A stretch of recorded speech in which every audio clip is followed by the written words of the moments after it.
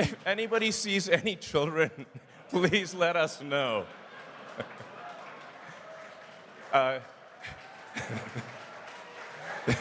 It's, so,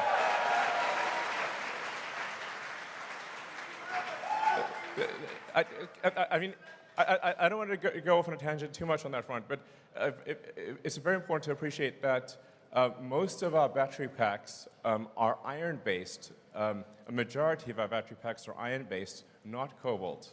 And then our other battery packs are nickel-based, and not cobalt. The nickel batteries use a little bit of cobalt as a binder, but only a tiny amount. In contrast, your phones all use 100% cobalt.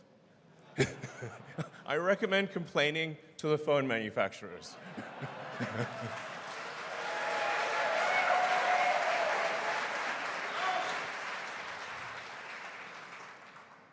But even for the small amount of cobalt that we do use, we will make sure 6 ways to Sunday that no child labor is being exploited. Obviously, we're a company that cares a lot about doing the right thing, and we don't want to delude ourselves or delude anyone else. So, yeah, count.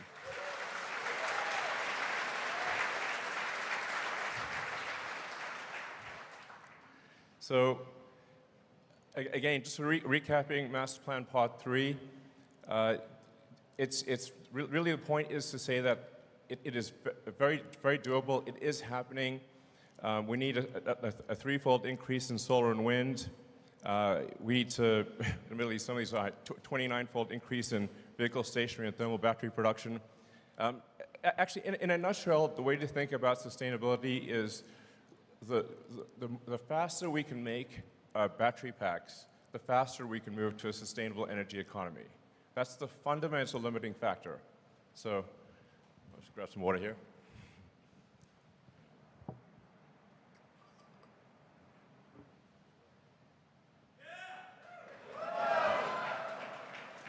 So, yeah, I can't emphasize that point enough. The rate of lithium-ion battery production fundamentally decides the rate at which the world transitions to sustainability, because the batteries are needed for all forms of transport and for stationary storage, given the intermittent nature of solar and wind power.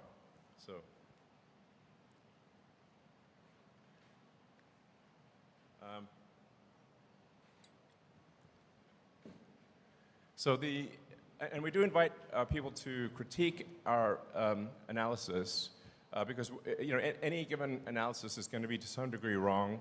So that's why we put it out there, looking for critical feedback to say, well, perhaps we got some things wrong, perhaps some things need to be adjusted. But generally, the feedback we've gotten is that actually our analysis is quite accurate, and we've not seen any rebuttals thus far that would cause us to change our assumptions. So it means roughly 240 terawatt hours of battery pack, or 240,000 gigawatt hours of battery need to be produced, but it'll only take 0.2% of land area for solar and wind. So it's not like we need to carpet the earth with solar and wind. It's just literally a fraction of a percent. Roughly a $10 trillion manufacturing investment, which relative to the global economy is actually a small number. Yeah, roughly 10% of the world economy. I think 10% of the world economy is a small price to pay for a sustainable energy future. So, it's also true that even when factoring in the cost or the emissions required to produce an electric vehicle, which for now are a little higher than gasoline vehicles, when you look at the emissions over time, electric vehicles absolutely win by a long shot. And as we're seeing, the cost and the emissions required to produce an electric vehicle are dropping rapidly over time. And we're going to get to the point where an electric vehicle is cheaper than a gasoline vehicle.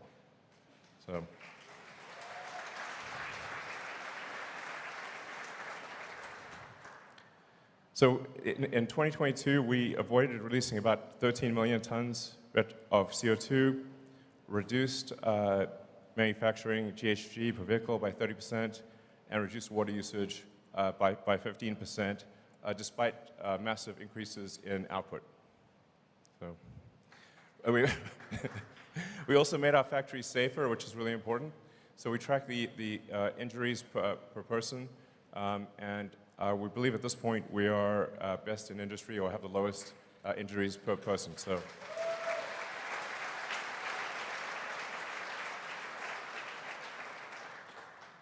We're now actually quite a big company from a headcount standpoint. This is our direct employment number. So this does not count contractors. And for every manufacturing job, depending on how you count it, there are at least 5, sometimes up to 10 jobs created, because you got to look at the total supply chain, as well as all of the support functions. So, when you create a factory like this, you actually create jobs for teachers, lawyers, carpenters, electricians, and restaurants, and everything that's required to support a person at a factory. And this is why countries and states are so interested in having manufacturing facilities in their location. So anyways, it's a lot of people gainfully employed doing very useful things. We received 3.6 million job applications last year, so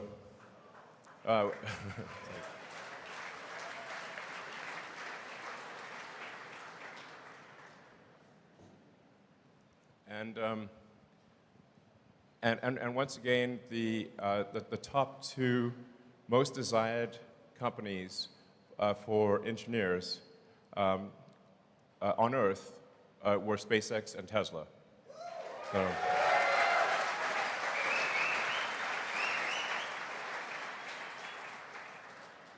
at the end of the day, the competitiveness of any given company is a function of where are the most talented people interested in working.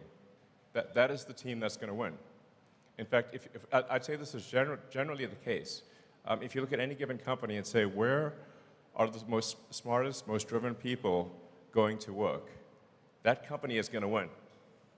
So whether it's Tesla or any other company. We're also excited to announce our next-gen drive unit, which is a big reduction in silicon carbide.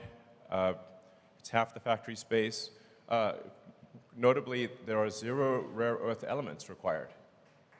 So, yeah.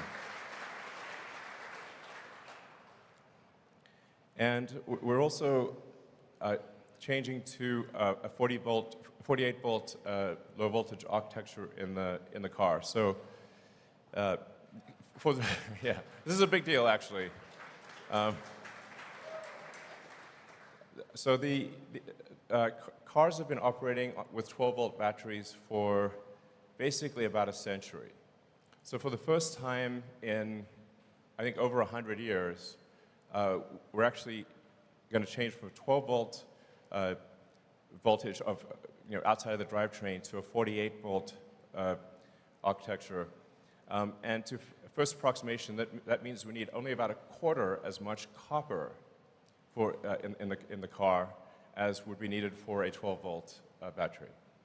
So that's a big deal, because people are often worried about, is there enough copper? Yes, there is. So.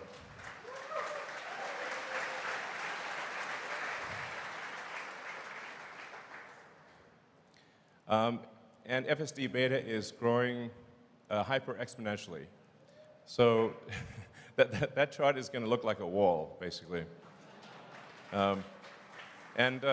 Just a question for those in the room: how many people have tried out FSD beta? Okay, great. So what do you think of the latest build? Right. So it's really getting to the point where it's, at least for me, when I drive around, it's several days between interventions. And I think we're getting to the point where there's really just one last piece of of the system that needs to be a neural net, which is the planning and control function. And so we expect to have that last piece become neural net, so it'll be end-to-end from video in to control out as a neural net. And yeah, so the thing to appreciate is it's not that full self-driving will be as good as a person. It will be much, much better, like a lot, like over time, 10 times more, 10 times safer than a person. It's not even going to be a contest, frankly. So this is a really big deal. And I think some people realize it. I think you guys probably realize it. But being able to do a software update and have several million cars suddenly go from manual driving to autonomous, I think will be the single biggest asset value increase in history. So.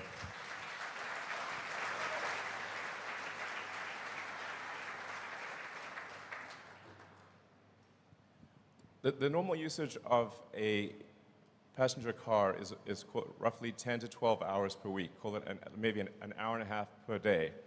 And when you drive around, you see lots of cars just parked in parking lots because out of the 168 hours in a week, they're using less than 10%, maybe 7% of the hours of the week a car is in use. But once it is autonomous, it can be used probably, I don't know, 50 hours a week, maybe more. So it is effectively a 5-fold increase in the value of a car overnight. I'm actually surprised that so few people realize this, or maybe they just don't believe it's real, but it is. So this is really an insanely big deal. We're also the largest EV maker in the world. So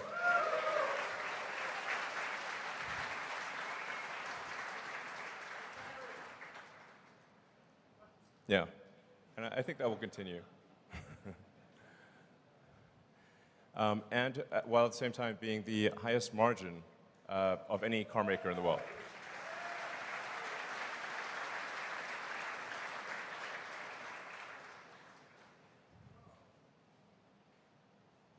Now, making electric vehicles profitably is hard, as illustrated by the difficulty of our competitors.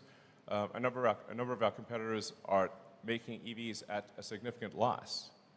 But we are not. We are actually making EVs profitably, and almost no one else is.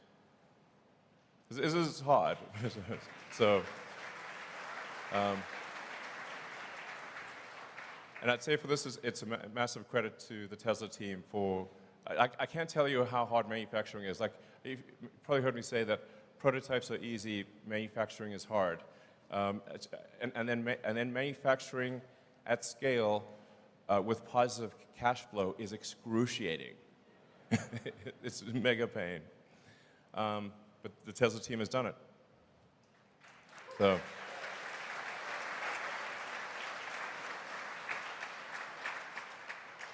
And as you can see, our free cash flow per year has been increasing steadily. So, you know, we're making good progress. I mean, it should be said that, and I've made some of these comments, that that interest rates make have a very big effect on the affordability of cars. So.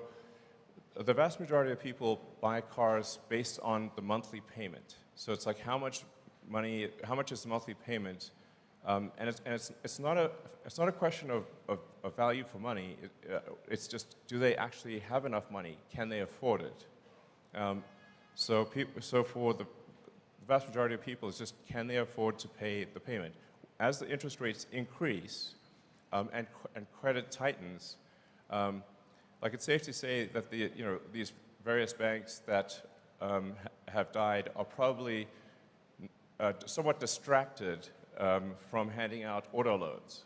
You know, it's like if they're on their way to the cemetery, increasing their auto loan portfolio is not the first thing on their mind. So this is going to be a challenging, I'd say a challenging 12 months. I want to be sort of realistic about it. That Tesla is not immune to the global economic environment.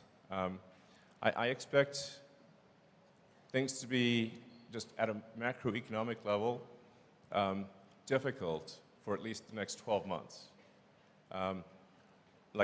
Tesla will get through it and we'll do well, and I think we'll see a lot of companies actually go bankrupt. So I want to make sure that this is not just the good news parade. It's important to understand that no company is immune to the macroeconomic environment. But that said, it won't be darkness forever. I expect probably a year of difficulty globally for everyone.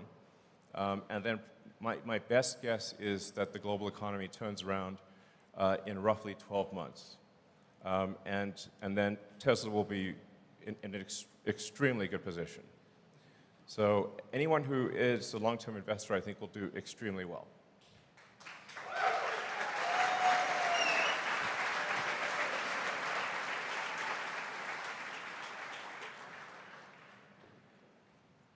And here I want to give a big shout out to the Tesla internal software team. This is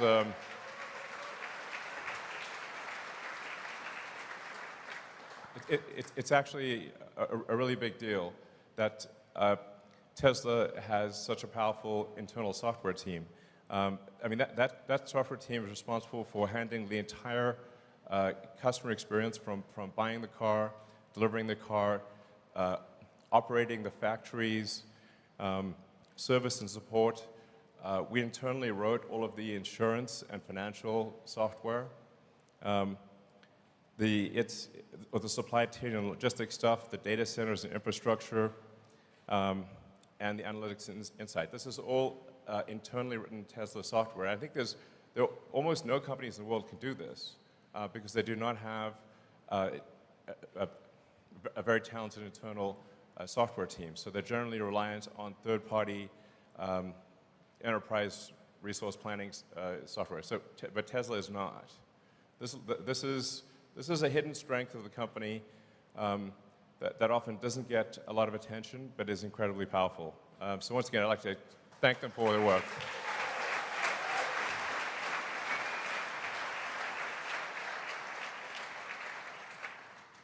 And as predicted, we are highly confident that Model Y will be the #1 best-selling car on Earth this year.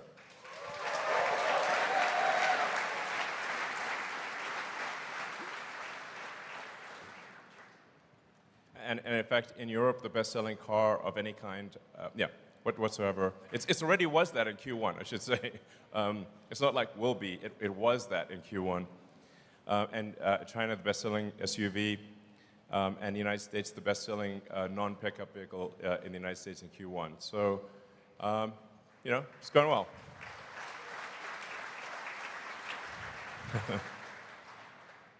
I don't know if this is like the optimal picture, but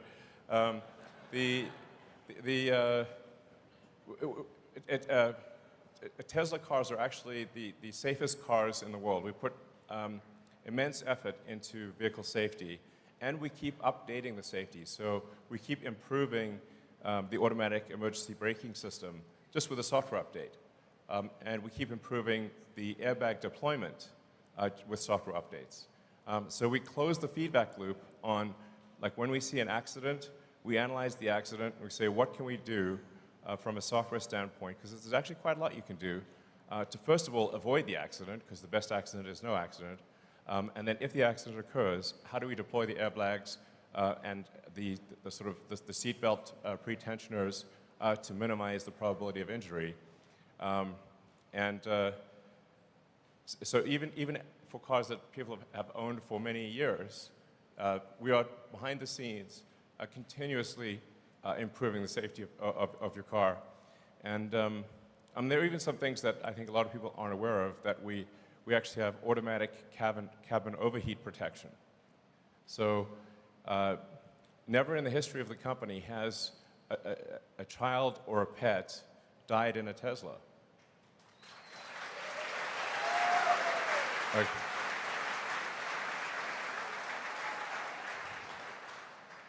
So it's one of those like little known features, but because we have a large battery and we're monitoring things all the time, we can make sure that the cabin temperature never gets to lethal levels, and I think that's you know, big deal. So, oh yeah. So and then while lots of cars will say they've got like, you know, 5 stars or whatever, there's nuance to that. When we did the European NCAP sort of active safety tests, we got the highest scores that they've ever seen. So, yeah.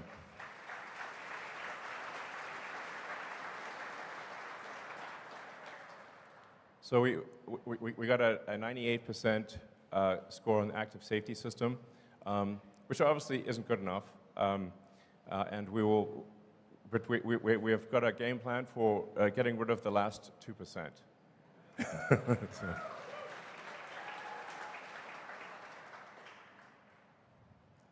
And then it's worth noting things like the total cost of ownership of a Model 3 is now comparable to that of a Toyota Corolla.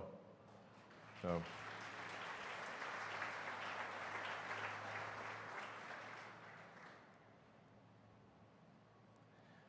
Superchargers, we're making good progress. So our supercharger uptime is now 99.95%. So, yeah.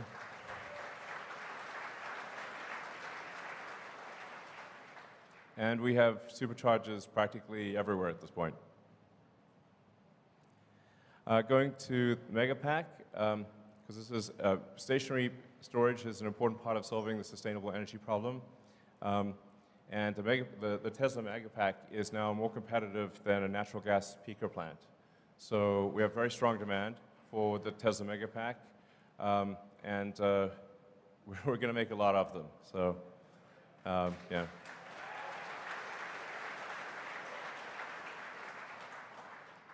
And a while back, I predicted that the Tesla stationary battery pack business would actually grow faster than the automotive side of things, and that's exactly what has happened. You can see it's an exponential curve, growing at a rate that is even faster than our vehicle sales. So, yeah, sorry. We're expanding Gigafactory Nevada for the Tesla semi-production line and for the 4680 in-house cell production. And yeah, some Megafactory stuff.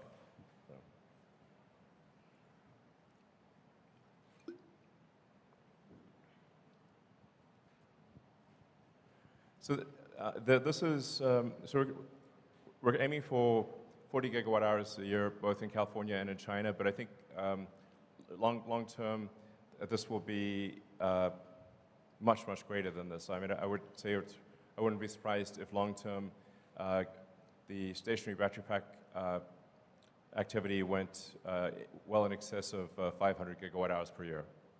So the demand is like quasi-infinite here. So.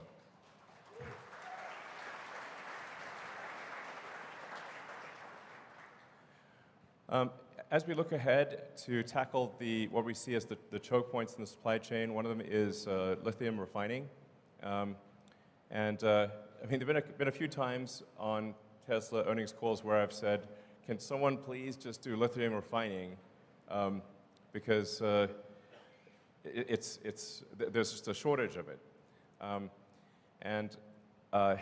But we really see very little activity outside of China for lithium refining. So it's not that we wish to take on extra problems, but since nobody else was doing it, we felt we had to do this. And so we've just broken ground on a lithium refinery in Corpus Christi, which will be do more lithium refining than I think probably everything outside of China. So, yeah.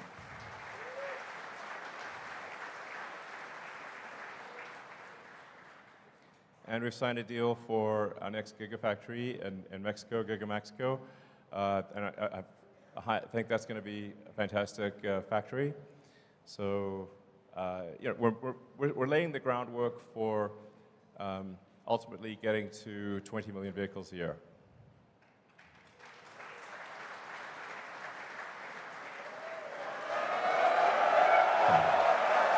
Yeah.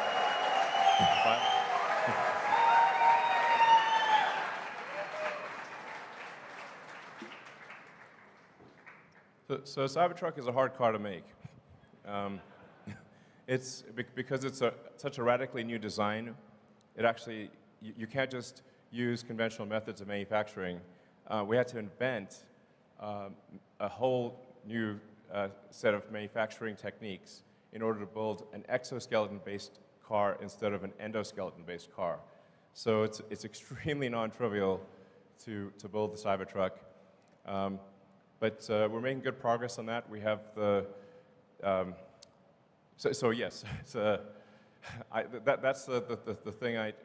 When I in the factory, I tour the Cybertruck line to see how we're doing there, and sorry for the delay, but we're finally going to start delivering production Cybertrucks later this year, and I think the product, if anything, is better than expectations.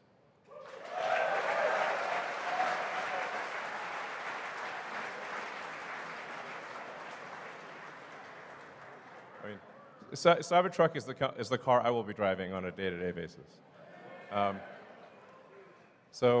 people always want to know what our next product is. But this is not the time to. We obviously need to have a proper, dedicated product launch. I just want to emphasize that we are actually building a new product. We are actually designing a new product. We're not sitting on our hands here. There are 2 new products that I think you will be very excited about.